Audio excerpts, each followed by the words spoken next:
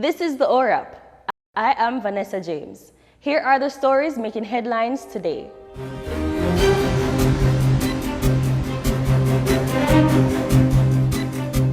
A newborn baby boy was found dead in downtown Kingston on Monday, sending shockwaves across the district.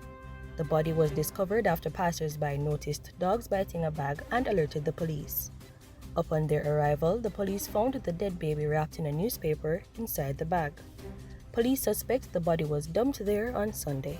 Police have identified a pregnant woman who succumbed to injuries she sustained in a crash on the Winston Jones Highway near Mandeville on Sunday night. She is 22-year-old Torian Elliott, a resident of Reaches in Clarendon. Police reported that about 7:45 p.m., 3 people were traveling uphill toward Mandeville in a Toyota Crown motorcar when it was hit by another car. The impact resulted in the Crown going over a guardrail. Police say the driver of the other car did not stop at the scene.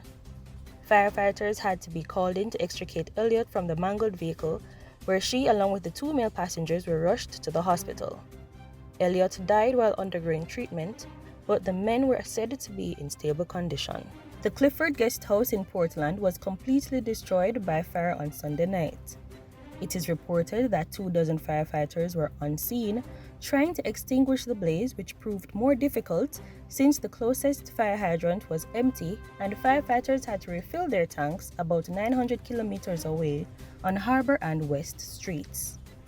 The fire was contained to the one property, however, and there were no reports of injury. In regional news, rescue workers have pulled another 4 bodies from the ruins of a Havana luxury hotel wrecked in an explosion last week, raising the death toll to 35, an official said.